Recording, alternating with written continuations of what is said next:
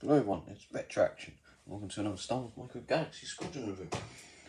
Now this is quite an exciting story, how I managed to get all of this one. This is the Star Wars Micro Galaxy Squadron Outland TIE Fighter. This is a Series 1 vehicle. This is my first rare that I've managed to pick up. And again, it's just quite an exciting story really. I managed to find this at Morrison's the other week. Last week I managed to pick up the Gauntlet Fighter and this. And this was just behind the Gauntlet Fighter and an Obi-Wan Kenobi's Jedi Starfighter. They were like the last 3 vehicles there, and I picked them up apart from some blind boxes. And I picked I picked these 2 up. I didn't get the Obi-Wan Kenobi's Jedi Starfighter, but as you can find that elsewhere. But yeah, I just came across the rare just like that, got it home, and now I have a rare. It's fantastic.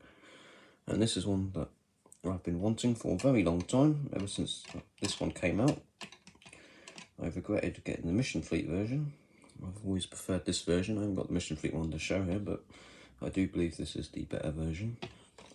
By the way, let's get to the box. As you can see, it's one of the Series 1 vehicles. It's a rare, 1 of 15,000. It's my only rare that I have so far. It's the only rare or chase vehicle I've managed to find, so this is really, really cool. Micro Galaxy Squadron Outland TIE Fighter. It's number 17. Comes with Moff Gideon. Got the artwork there. Now I have used the launch edition sticker to put the box back together. To keep this bit, well, this bit is still attached to the box, but the way these open, as you can see, it just wants to fall down. So the artwork is in there, the diorama, but I don't want to get it out because I want to keep the box together. Because on the other ones, this bit just doesn't stay in place. Got some great artwork for the Outland TIE Fighter there, of course. It's from The Mandalorian. This is one of my favourite vehicles from The Mandalorian. As you can see, it's just come apart there. So, yeah, I do wish these boxes were a bit like the Action Fleet ones, where once you take them out of the box doesn't fall apart like that. But because these, they've got like, well, they're essentially like a card back almost, rather than a standard box. It's almost like a card. It's like a carded figure. I wish they'd go back to the Action Fleet packaging. There we go, because they're easier to store the box. Because the boxes are easier to keep in good shape. Either way, it's quite cool. The artwork, Star Wars Micro Galaxy Squadron again, got the really nice presentation of the silver line, which reflects in the light. Moff Gideon there, who fits in the cockpit, 1 of 15,000. Series 1, got artwork of the Razor Crest in the background and some explosions. Star Wars, we have the Outland TIE Fighter there, looks pretty cool. And there we have it. We've got the blueprint, the collectible blueprint, we've got the holo projector that it's coming out of. Pretty cool. You've got like a holographic image of it there. It includes the landing base. This is one of the ones that include a stand. Shows you the features. The wings pop off and folds at 70 degrees. Collect them all. Again, there's the Obi-Wan Kenobi's Jedi Starfighter. There's the chase, and it's a Starfighter class. There it is. So that's it. It's from Jazwares. And now here's the vehicle itself. So this is really nice. It's a really it's one of my favourites so far. Comes with the Moff Gideon figure. What I like about this TIE Fighter is it's actually got the transparent steel viewport, coloured it and painted in. But either way, let's get to the figure first that it comes with. And you can see the cape is removable. And this is the Moff Gideon, I think they call it micro vehicle accessory, is it? Action Fleet, they just call it figures, but anyway. Here he is. Of course, the paint could be better, but it's a really nice figure. You've got all the details there. The cape is removable, and you can't really sit him down. You can't sit him down in the TIE Fighter.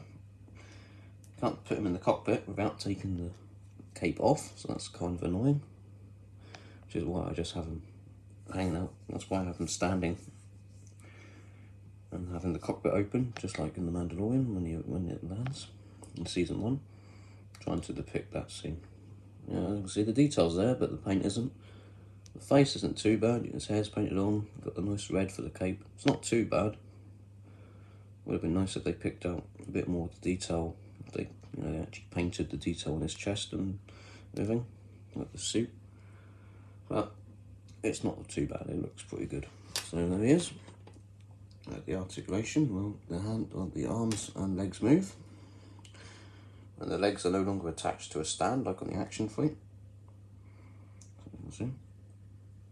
You know, there's a good bit of posability there. The legs are separate and not attached anymore. Just like I said, the action fleet ones, the legs were glued together to a stand, and that was how you connected them to like the playsets and everything. But here they don't have a stand anymore, so he's just got the two separate legs. So that's kind of cool. It looks better than the action fleet ones do, but they're not as stable. They're not as easy to fit in the cockpit or work with the playsets, which there aren't any at the moment. And here is the Outland TIE Fighter. Now this is a really nice looking TIE Fighter. Let's close up the cockpit. There we have it. You can see here it is when it's landed. And as you can see, the base here serves as the landing gear, which is a nice touch because the Mission Fleet one did not have that. So this is more accurate. It's also a better size than the other Micro Squadron vehicles, action fleet stuff. It's a bit difficult to line up the stand properly. There it is. As you can see, this looks really cool. It looks straight up. It looks very accurate to the Mandalorian here. More accurate than the Mission Fleet one. So like I said, the Mission Fleet one lacked the landing gear that came out. Now, of course, in this one, it's just a stand. Would have been nice if the actual landing gear came out, but that's probably a lot to ask for, given the size. Action Fleet never really had any of that, but Action Fleet never had to deal with this TIE Fighter, so it's quite a unique TIE Fighter, and because of that, it's probably hard to add the actual landing gear, well, to integrate that into the actual cockpit section like it is in the show, in The Mandalorian Season 1. But as you can see, there it is. And again, one of the things I like the most about this TIE Fighter is the transparent steel viewport is all painted in, which you don't have that for the standard Series 1 TIE Fighter from Micro Galaxy Squadron. Either way, that's it landed. It looks really cool. You can put Moff Gideon outside, like it's just landed, and if we get some Micro Galaxy Squadron Death Troopers, you can recreate the scene where he landed and he's ready to talk, ready to claim ready to claim the child. So that's pretty cool. You can have your Imperial Army surrounding him. If they did an Incinerator Trooper and Death Troopers, that would be really cool because then you could recreate the scene. So that's what I like about this. It's a good way to start recreating the scene. Either way, that's it. And that's when the TIE Fighter's landed. Now I'm going to put this aside and put aside the cape as well. I think I might have just lost the figure. No, bit of a shame. I have to remove all this to get him in the cockpit and to get the TIE Fighter, I guess, transform. Well, either way, yeah, there's some great detail on there, on the transparent steel viewport and everything. You can see it's all nicely painted in, unlike the original Micro Galaxy Squadron TIE Fighter, which is what I really like. The wings can pop off, so you can recreate the scene where, of course, the Mandalorian shoots it down and it crashes, and this wing is completely destroyed. Or, no, I think one of these wings gets destroyed, and the other one is just pointing up. And, you can use the battle damage one for that, maybe. So that's kind of cool. You can recreate when it crashes and when he cuts through it and stands on top, because the cockpit opens. So yeah, that's the feature on this one. It's kind of hard to get it open, and I wish it opened a bit more, because it does feel like if you open it any further, it wants to break. But yeah, it's kind of hard to get your fingers in there, and unfortunately, I don't think it opens any further like that. Done that, but again, I think that's pretty cool because you can recreate the scene. I think there's a scene where he's actually standing out, standing like this when he lands. That's how I have him displayed anyway. It's a good way to have him in the cockpit but keeping the cape on. So you haven't seen that's how I have it displayed on my shelf. Because it reminds me of the scene where he lands on the planet in The Mandalorian when he wants to get hold of the child. Again, lining up the landing gear, they're nicely detailed, but it's kind of a pain to line all this up. But you can see it's very fidgety, and that's one downside. But it's nice to include the landing gear because that is more show accurate. It's just a bit of a pain trying to get it lined up, and these wings don't really touch the ground sometimes. So I'm not sure how this is supposed to be. And then the cockpit starts to the whole thing starts to look down. So I don't know how it's supposed to be. There we go. It's just hard to get this lined up. It's a bit finicky, but it does look really good once you get it in a good place. Once you get it looking good, like that. This is straight. There we go. And yeah, that just looks great. Having him coming out of the cockpit and everything. And the cockpit's even got the detail at the top there. Inside there's some good detail as well, and also, by the way, there's a button to help you get him out.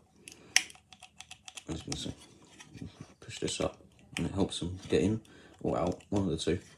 But again, I really like, it's a great bonus.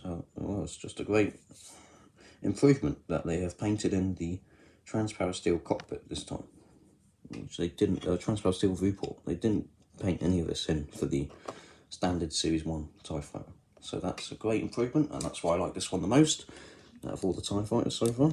And the folding wings just makes this really unique. There's loads of great detail on the back here. All of that is painted in as well, got like the window and everything. It's just really good. We've got all this detail on the struts. It's just a really nicely detailed. All the solar array panels are nicely detailed as well. This just looks amazing. And unlike the Mission Fleet TIE Fighter, we don't have any of the horrible holes, horrible ports to attach the laser cannon, and we don't have the bars like running through the wings, which is how they fold on that version. So that's really nice. To do so, you just do this, and it's much easier than the Mission Fleet one, and then it looks so much better because you don't have, it doesn't look obvious that this bit folds on the Mission Fleet one, and you don't have any of the gun ports sticking up, or the laser cannon ports. So, and now you have a really nice looking TIE Fighter. This is incredible, and definitely my favourite of the TIE Fighter so far, because the Series 2 Battle Damage one has not come out here yet. It may never, but again, we've got really good detail on this. Putting him in the cockpit though, putting Moff Gideon in the cockpit has proven to be a lot more difficult than I expected. I have heard that some of the, even though all the vehicles are to scale for the most part, some of them are a bit off. But the figures are all the same size, so some fit in the cockpits really well, some don't. And there seems to be a situation where the cockpit was too big for the figure, because he kind of just, he kind of just wobbles around when he goes inside. So as pardon me. So yeah, you have to take the cape off and you just sit him in. But even though it's an exclusive figure, a rare figure obviously, because it comes with a rare vehicle, it's kind of a shame because you really have to try. It's a bit of a pain to get him in, so you might ruin the rare figure. You can see I'm having a bit of trouble trying to get him in the cockpit. I don't know if this button is to get him in or get him out. I think it's to get him out. That's what it does for the astromechs in this series. By the way, so yeah, putting him in the cockpit is a bit more, it's very temperamental, trying to get him in the cockpit. And I wish the cockpit opened wider. It does feel like it wants to break. I have not tried moving it. I'm pretty sure it isn't supposed to open any further, so that's kind of a pain because it just kind of sits there and you have to try and get the figure in without knocking it so it doesn't break off, because it doesn't look like it's going to move much further than how it is right now. So yeah, putting him actually in there does take a bit of time. It does take a lot of attempts to do it.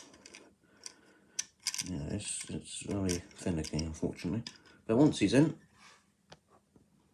you can close it up and you can fly off and you can take off from the planet, and there we have it. And that is the Outland TIE Fighter. It is one of my favourites. It's my favourite from Series 1 of the Razor Crest, I think. This is a really cool ship. It's fantastic. Really pleased to have finally gotten a rare, because I have not seen any in stores yet, and to finally find one in the wild and not even notice it at first was pretty cool. The fact it was hiding behind a few others on the shelf was really lucky for me, because that meant no one really noticed it. And yeah, it's just such a great ship, and now you have a really cool TIE Fighter with folding wings, and looks so much better than the Hasbro one. Yep, so that has been the Star Wars Micro Galaxy Squadron Series 1 Outland TIE Fighter. A fantastic rare vehicle.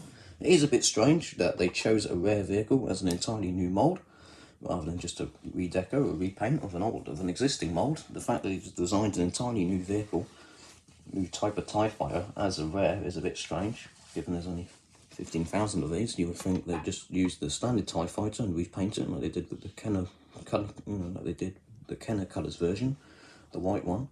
It's a bit strange that they did an entirely new variant for a rare, as a rare, but there we go. Either way, it's really nice to get, and it definitely blows the Hasbro Mission Fleet one out of the water. Though I do like the blue colour on that, but that's about it really. Other than that, I mean, you can. I mean, you are a bit more restricted with how far you fold the wings on this version than you are on the Hasbro Mission Fleet one, I've heard. But, well, I don't know about that, because this looks like what I would have done on the Mission Fleet one. You can kind of get the wings in more than one position. And the wings are removable as well, so you can create when it crashes, which is really cool. Yeah, I like it in both forms, both formations. When the wings are folded up, it looks really unique. This is a really cool looking TIE fighter, and when the wings are folded all the way up, well, now you've got a nice, you've got a standard looking TIE fighter, but it doubles up as a unique one with folded wings. So it's the best of both. Really cool. And again, the transfer steel viewport is painted on. It's a bit strange that this is not see-through. It's been painted. Bit of a shame, but other than that, this is just a really good TIE fighter. And if you can find it, like I have managed to finally, this is one of the first ones I saw back when I found out about the line, just before Star Wars Celebration. So to finally get it, this is one of the vehicles that really got me interested in this line, as I'd already been collecting Action Fleet by that point. So to actually finally get this is really nice. And yep, just the retroaction. Definitely recommend picking this up if you can find it. Don't pay the prices on eBay. Go to Morrison's. That's where I found this one. I'm not going to say it is there. I just bought the one at mine. But hopefully you find one at yours, and hopefully I can find more series 2. Let more people know about it on the Star Wars Micro Galaxy Squadron Action Fleet Collectors group on Facebook. That's the group I'm part of. You can also find it linked on Kevin Tan's videos, who's part of the group as well. Another Action Fleet Micro Galaxy Squadron collector. Yeah, we put up listings and sightings of when we find these, and hopefully you find some soon. Anyways, by attraction, definitely pick this up if you can find it. It is a fantastic ship. Right, that's all for now. I'll be back with another Star Wars Micro Galaxy Squadron Series 2 review. Well, the first Series 2 review, that would be this guy right here. The other one I picked up from Morrison's in that really lucky toy hunt, because I didn't know they'd be there. I was told they'd be there, went there and found them, and there's nothing better than finding what you're looking for. And that would be the Gauntlet Fighter. So join me next time for that, and hopefully more Bionicle Rewind review and Transformers reviews coming soon. This has been Retroaction. Thank you very much for watching. See you next time, and happy February.